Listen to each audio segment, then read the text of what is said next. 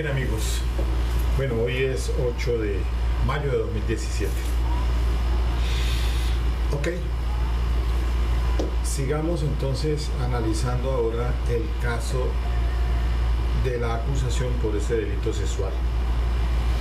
Ya dejé planteado el tema de la acusación por un homicidio agravado y entonces también hago alusión sobre el mismo tema, el que aparece acá en el tablero, básicamente sobre la diferencia que existe entre los hechos jurídicamente relevantes, los hechos indicadores, y la diferencia con los medios de conocimiento. Para ello, pues entonces les recuerdo la sentencia 48.175 de ahorita del 15 de marzo del 2017, la magistrada Patricia Salazar Cuellar. Y entonces, una vez que se han delimitado los hechos jurídicamente relevantes, nos dará pues entonces paso a delimitar el tema de prueba. Para ello entonces hay que ubicarse en lo de la pertinencia del artículo 375. Los elementos de prueba, evidencia física y los medios de conocimiento o de prueba deberán referirse directa o indirectamente, dice ahí la norma, a los hechos o circunstancias relativos a la comisión de la conducta punible, a la identidad y a la responsabilidad penal del acusado. Bueno, por ahí había escuchado siempre en programas que uno escucha, por ahí dicen que los buenos abogados se concentran en los hechos, pero los excelentes en la contraparte. Allí les decía por ahí en un video el otro día que uno debe conocer su oponente, además de los hechos jurídicamente relevantes que el fiscal nos ha descubierto allí en esa audiencia de acusación con los elementos de prueba que usualmente vienen siendo en la misma sistemática para los delitos de carácter sexual. El psicólogo clínico de Caibas, el que está pues allí y que le hace la entrevista de acuerdo con el protocolo de SATAT. Ahora el asunto del entrevistador forense especialista en casos de delitos sexuales de menores, el asunto de los peritos de medicina legal, el psicólogo forense, el médico legista, todos ellos junto con las entrevistas y declaraciones anteriores al juicio oral que el fiscal adelanta en torno a la denuncia de eso que reviste características de delito. Pero como también atendiendo a lo que ahora la jurisprudencia colombiana, por lo menos en ese radicado que aparece en el recuadro en la parte inferior, el 43866 del 2016 de la magistrada ponente Patricia Salazar, esto de aquí que le hago la relación allí son de delitos de carácter sexual. Entonces son muy importantes esos radicados, 43916 del 16, el 43866 que les acabo de mencionar, el 44056 del 2015 y también hay otro importante que es el 47124 del 2016 del magistrado Eider Patiño Cabrera.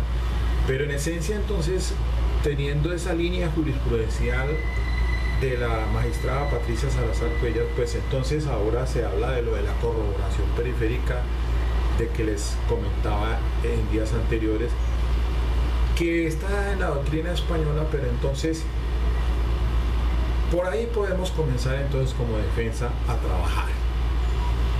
Les decía entonces que usualmente pues entonces la fiscalía ya adelantó todo, pero ahora mis investigadores les he dado la orden para que encuentren elementos materiales, evidencia física, todo en la estructura de la corroboración periférica. Básicamente allí en esa acusación que se hace en contra de este señor es un solo acto que ocurre, unos tocamientos que ocurren en una fecha imprecisa. Por eso les advertía de que de acuerdo con esta importante decisión de la doctora Patricia Salazar, la 48.175 del 17, pues hay que delimitar los hechos jurídicamente relevantes. La conducta, acción u omisión, los elementos estructurales del tipo penal, dolo, culpa, pretérita intención, qué clase de autoría, si es coautoría o si es participación, y los hechos de tiempo, modo y lugar. Pero si se solicita que se diga en qué fecha ocurren los hechos, y es lo que la fiscal dice en este caso, que posiblemente había ocurrido 2 años atrás, quizás cuando ya en un mes que no es muy preciso. Entonces por ahí empezará la investigación. No es descabellado pensar que siempre por reglas de experiencia, decir que en los delitos de carácter sexual que usualmente ocurren al interior del núcleo familiar son conductas repetitivas. Es decir, se han dado casos donde es constante y una secuencia en que se den esos actos. Ahora, para empezar, es un solo evento, un solo acto, un tocamiento. Solamente ocurre ese y se da a conocer es 2 años después. Entonces, consultando ya con el psicólogo que está a cargo de la defensa, en este caso, se dice por parte de estos psicólogos que normalmente una persona que sufre un intento de conducta de carácter sexual, ya sean tocamientos o el acceso carnal violento, pues posteriormente se dan unos procesos psicológicos que lo afectan. Entonces en los menores es lógico que presenten cuadros como por ejemplo desescolarización, baja autoestima, pérdida del sueño, alteraciones psíquicas, todo eso, ese patrón, pues seguramente quien haga la entrevista por parte de la fiscalía podrá establecerlo, pero la defensa también entonces hará lo propio. Lo paradójico de este asunto es que estos hechos ocurren, habían sucedido 2 años atrás, pero solamente se dan a conocer en octubre del año pasado, 2016. Y se pregunta uno, pero ¿por qué ocurre 2 años después? ¿Por qué tanto tiempo? Un solo acto, 2 años había ocurrido atrás, y ahora aparecen en el escenario dentro de lo que están haciendo los investigadores evidencia física y elementos de prueba que le apuntan a lo que se ha conocido como el síndrome de alienación parental. Es decir, en este caso, el señor, hoy detenido, acusado, convivía 30 años con una persona, tenían una sociedad conyugal, de hecho, con unos bienes adquiridos durante ese tiempo. El señor se consigue otra persona más joven que la compañera, y eso hace que se tomen actitudes de hostilidad y de reacción, pues obviamente por parte de la persona que ha convivido tanto tiempo. Primero que todo, pues cuando le cambian a uno por otra persona más joven, además de eso, con posibilidad de que los bienes que han conseguido terminen en manos de otra persona, seguramente que por ahí habrá entonces que indagar con lo de la corroboración periférica. Es decir, habrá una motivación para que se pueda, en un caso determinado, manipular a un menor que sirva de medio para obtener unos fines. Eso suele pasar a veces. Entonces, si bien es cierto, la línea jurisprudencial ahora de la Corte ha dicho que los menores, esas declaraciones que rinden también tienen que ser evaluadas en su contexto, porque pueden estar faltando a la verdad.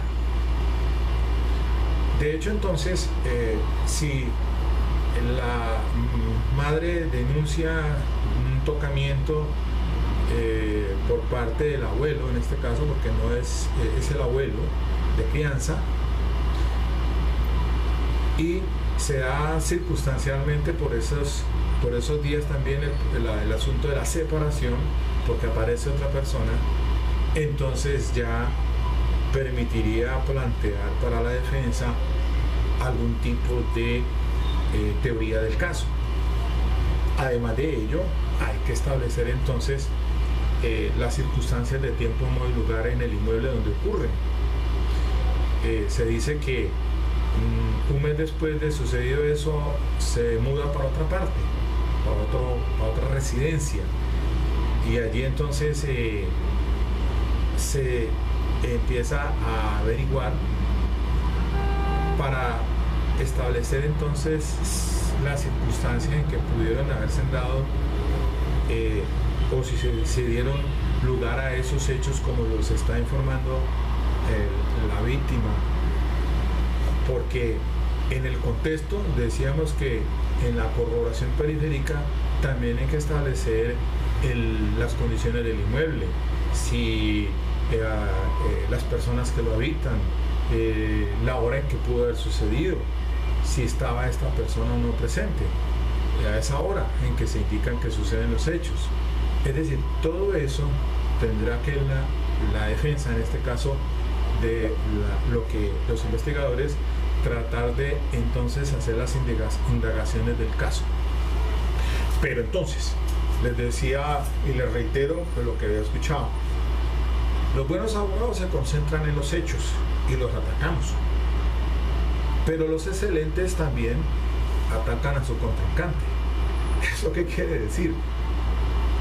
Mire, en estos delitos de carácter de conductas sexuales, los defensores peleamos literalmente, jurídicamente, ¿con quiénes? Tenemos el fiscal, el Ministerio Público, el representante de víctimas y el mismo juez, que se supone es imparcial, pero en esta clase de delitos, básicamente entonces nuestra contraparte es el fiscal, pero súmele a eso entonces el Ministerio Público y el representante de víctimas. 3 contra 1 sería más bien. El juez, dejémoslo imparcial.